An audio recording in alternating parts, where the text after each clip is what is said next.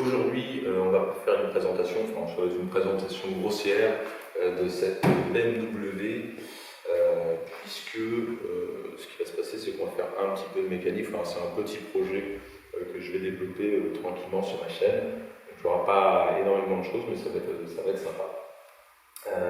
Donc, c'est une BMW compacte E46 316 Ti. C'est un moteur 1,8 litre, contrairement à ce qu'on pourrait penser. Elle fait 115 chevaux. La voiture est en état correct, là elle est très sale, mais en soi, la carrosserie est quasiment impeccable. 2-3 conneries comme les pare-chocs à remplacer, mais ça c'est rien. On ne fera pas forcément de carrosserie dessus.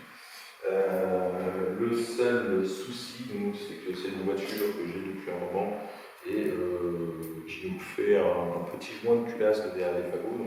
Donc il va falloir que je m'occupe de ça. Donc, je vous montre un petit peu comment on fait sur ces deux véhicules-là pour faire un joint de culasse. Je ferai également sûrement une distrie. Il y a une réflexion complète du moteur qui va être faite. Je ne vais pas démonter les intérêts du moteur, hein, mais on n'est pas loin. Voilà.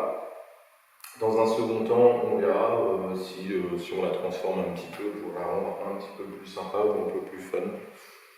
On verra en fonction de mes envies, en fonction de mes idées. Mais bon, je pense qu'on va la rabaisser un petit peu. On verra ça en fonction. Bref, tout ça pour vous dire que du coup, les prochaines vidéos normalement seront sur ce véhicule-ci. Aujourd'hui, on va faire de la mécanique. Voilà, donc on va commencer le démontage donc, pour faire le joint de culasse. Il faudra prévoir aussi la distribution, il y a le filtre à huile qui sera changé, le joint de carter d'huile, tout ça. Donc dans un premier temps, on va retirer ce couvercle-ci. On retirera également le filtre à air, le petit cache là. Bon, je vais commencer tout de suite. On glisse, on enlève le récupérage qui sert à rien. Celui-ci. Donc vous voyez, ça s'enlève. Deux clips à l'avant, on enlève, on tire, c'est fini. En dessous, il n'y a rien, on va avoir de la place pour œuvrer. Ok. Le filtre à air, donc on a deux vis ici qui doivent être du 10 de mémoire. Et on va tenter. C'est ça, deux vis de 10, hop, en desserrage.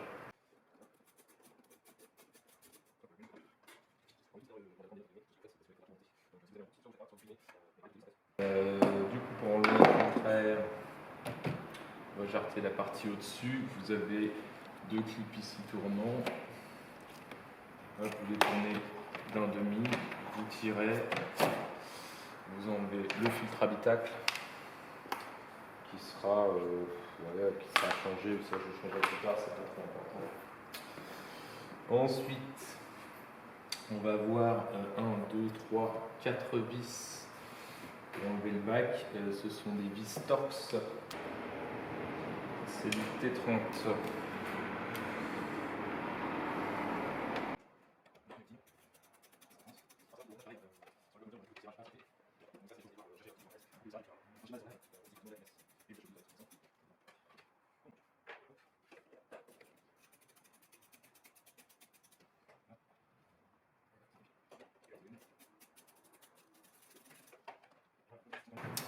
Ensuite, vous avez le faisceau qui va passer ici, qui va être à déclipper logiquement.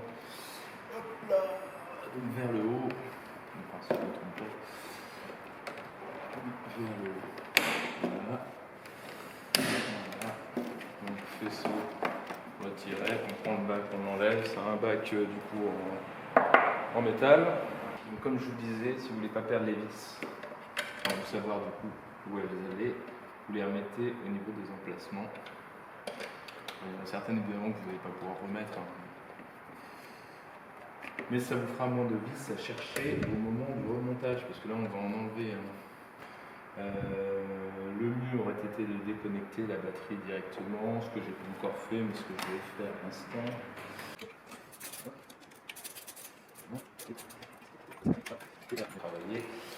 Toujours en vis, du coup vous enlevez le cache plastique ici.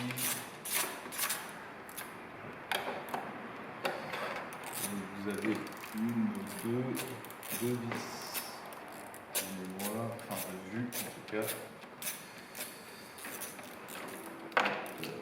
Un et deux vis. Faites gaffe, il y a des petites rondelles en caoutchouc.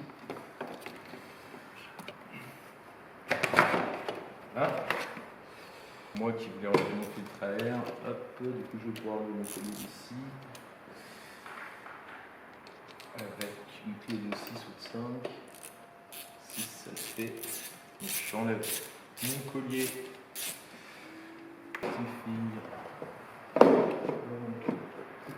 Alors faut regarder parce qu'il y a des câbles qui traînassent. Voilà, hop. La vigueur, petit collier qui tombe, c'est pas grave, on va le récupérer. Voilà. Pareil, la gamme de début n'est pas terrible. Ouais. Ok, donc ça on peut retirer. À savoir que sur ces boîtes-là, me semble-t-il, il y a une sorte d'arrivée d'air quelque part un peu pourrie, là, qu'on a ici. Ici, là, il y a un petit truc avec une arrivée d'air. Je ne sais pas trop à quoi ça sert. J'ai l'impression que c'est pour faire la dépression. Je vais retirer la partie cache cubuteur. Cache cubuteur. Hop, très simple. Logiquement, pas de vis, ce sont juste des clips. Voilà. Voilà, j'ai changé l'angle de la caméra, ce sera mieux pour vous. Donc il y a deux masses en 10 qui vont être retirées ici.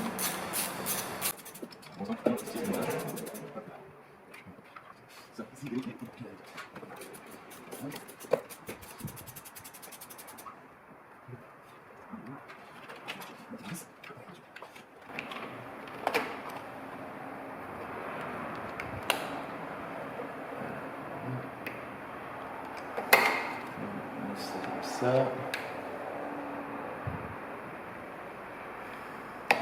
Cette partie-là.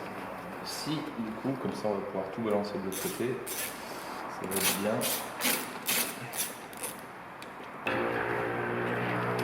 Donc pareil, j'enlève le renifleur d'huile juste ici. Bonjour. Bonjour. Une brasseuse. Bon, du coup, entre deux, je suis en train de faire une petite vidange. Donc ça coulotte, ça file couler tranquillouche. Je vais baisser la voiture pour que ça coulotte à fond, évidemment avec le vent. Ça va foutre partout, classique. Du coup, pour faire ma vidange, alors moi j'ai enlevé plus de trucs parce que comme j'ai une petite fuite sur le carter, donc j'ai enlevé ce carter-ci pour le nettoyer et puis pour voir un petit peu ce qu'il y avait dessous. Et j'ai enlevé le carter plastique qui est juste en dessous. Donc ce carter plastique là, vous l'enlevez avec une clé, une douille de 8, comme ça. Vous avez 1, 2, 3, 4, 5, 6, 7, 8, 9, 10 vis. 10 vis. Et si vous voulez enlever cette partie-ci, c'est à protéger le carter moteur, vous avez 2, 4, 6 et 8 vis comme celle-ci en douille de 16. Maintenant, donc la vidange d'huile est finie. Je vais faire la vidange du système de refroidissement, donc je vais sortir tout. Je sais pas si je vais vider le radiateur, je sais pas encore comment je vais me bidouiller ça, mais bon, c'est juste faire sortir de l'eau, ça devrait être assez tranquille. Voilà, donc je fais ma vidange et on se retrouve juste après. Yes, donc là on est en dessous de la voiture, tranquillouche. Je suis au niveau du radiateur. J'enlève ceci avec une clé de 22. Je vais me mettre légèrement sur le côté parce que sinon vous allez vous en prendre plein la gueule. Tout le monde va s'en prendre plein la gueule, moi y compris. Hop. Donc là, je mets mon bac de vidange en dessous. Hop. Et on va dévisser tranquillouche ça. Alors je sais pas s'il y en a beaucoup, hein. L'huile j'en ai retiré 2,5 litres, hein, donc ça fait pas BZF. Donc il était temps que je le fasse avant qu'elle meure cette petite. Parce que bon, rajouter de l'huile c'est bien, mais il y a un moment ça sent le merde. Voilà. Et voilà. Et c'est la merde à chaque fois. Et bah il n'y a rien dans le radiateur, c'est très bien. C'est très bien, ce qui me fait dire que c'était bien à faire. Voilà. Donc en gros, bah, ça pisse que dalle. Hein. C'est cool.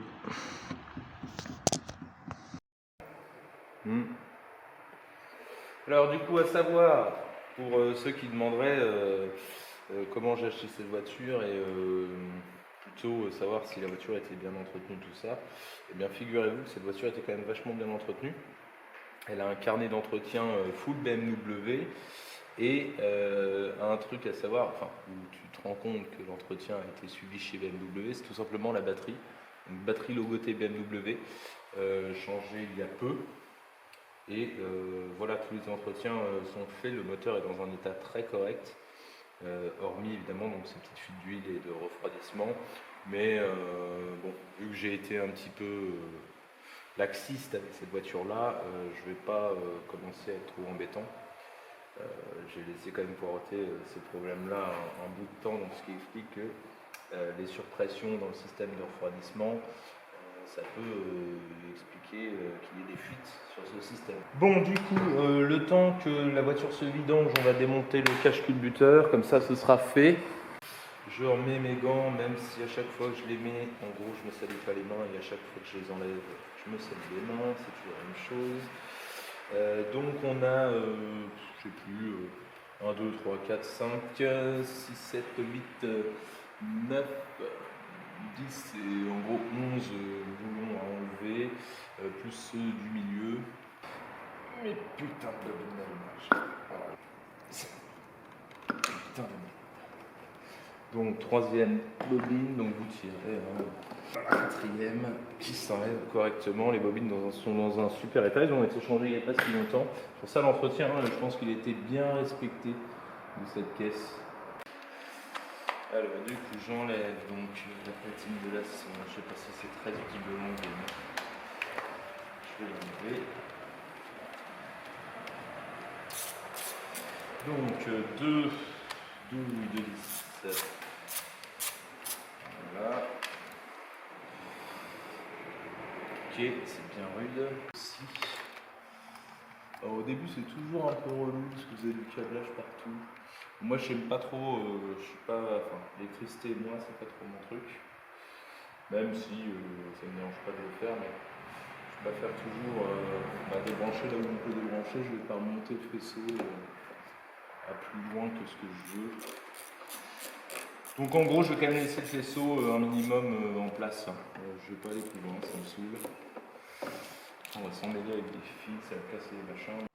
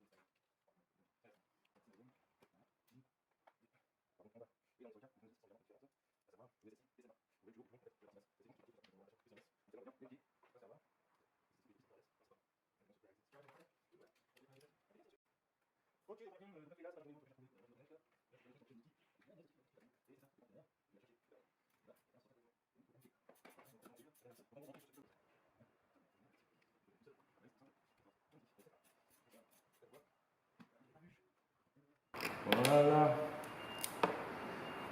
Ça c'est bon. Parfait, donc notre joint de cache-culbuteur qui s'enlève. Et donc notre cache-culbuteur qui vient avec nous. Bordel. Voilà.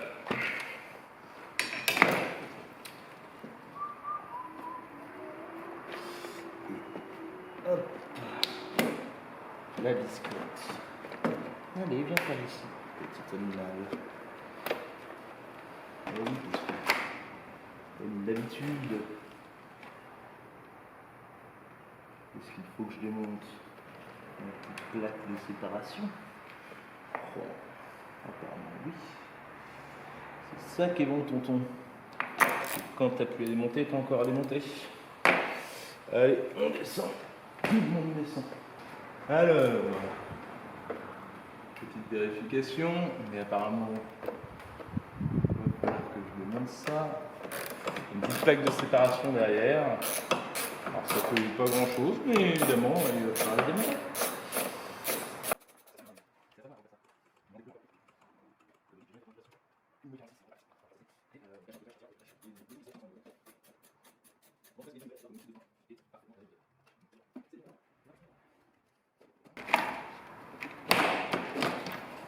Là, vous voyez, on enlève cette partie-là. Par contre, c'est très bien parce qu'on a accès au chauffage par ici. Voilà, et là, le cache-culbuteur, évidemment, il va s'enlever tout de suite beaucoup plus facilement. Hein. Voilà. Donc, c'est un cache-culbuteur plastique.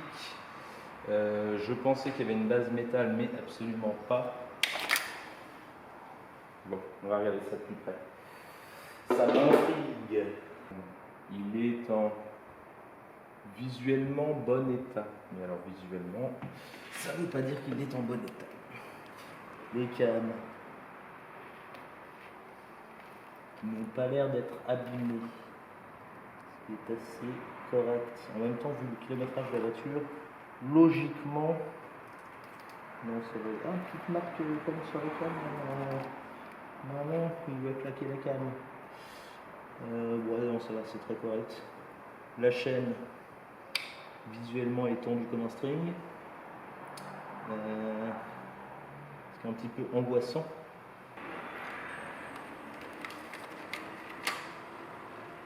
Voilà, donc coup je vais enlever donc, les durites que j'ai déjà enlevé au niveau du refroidisseur d'huile sur le filtre à huile. J'enlève le filtre à huile. Et puis je pense que pour aujourd'hui on va s'arrêter là, ça sera jamais assez. On prendra, on prendra juste après, tout simplement.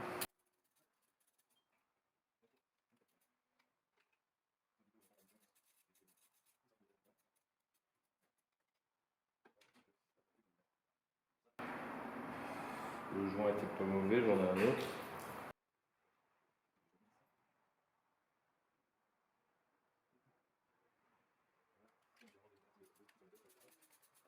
Voilà, donc partie latérale, donc on enlève les vis qui sont ici, vous en avez 3. Le collier ici, on peut le laisser pour l'instant.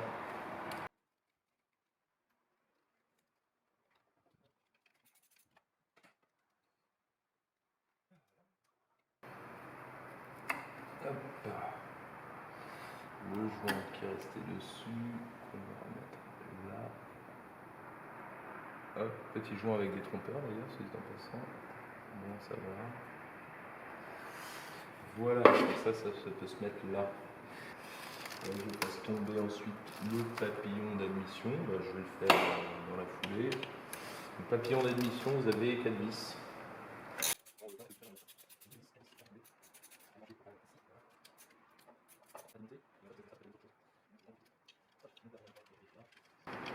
Voilà, donc j'ai les 4 vis du papillon d'admission. Je tire dessus légèrement et je l'enlève. Oui, le papillon n'est pas trop dégueulasse. Hein. petit peu gras, bah, c'est normal, il a bouffé des remontées d'huile, etc. Mais globalement, c'est correct. Voilà, je regarde si je peux faire d'autres trucs là. Avant de relâcher.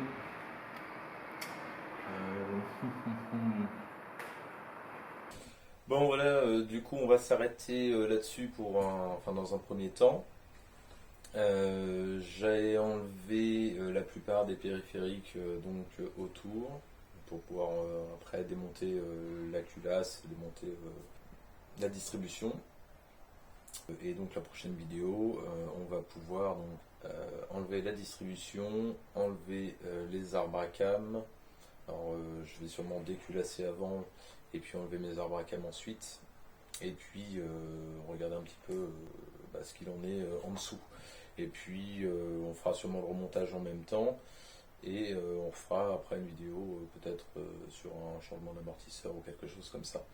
Là, ce que vous n'avez pas vu, ce que vous ne verrez pas dans la vidéo, c'est le démontage de l'admission et de la rampe de carburant.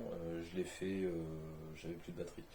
Donc je l'ai fait, c'est relativement simple. La seule chose à savoir, c'est que pour la partie admission, vous avez du coup le conduit qui va être à dévisser en fait sur la partie entrée d'air directement dans les cylindres. Et puis vous avez après le bloc qui redescend. Et vous avez une vis en fait qui se trouve en dessous, qui est accessible par le dessous de la voiture. C'est la seule difficulté. Et après la difficulté, c'est que vous avez quand même, c'est un faisceau en fait qui se trouve en dessous de l'admission. Faites attention à pas l'abîmer. Eh bien écoutez, on se quitte là-dessus. Si vous voulez voir la prochaine vidéo, n'hésitez pas à vous abonner. N'hésitez pas à plus soyez, ne pas plus soyez, aimer, ne pas aimer, commenter. Et puis on se retrouve pour la prochaine. Allez, ciao. Mais ça me... oui, ça me saoule, on peut le dire. Ah bâtard. Allez, c'est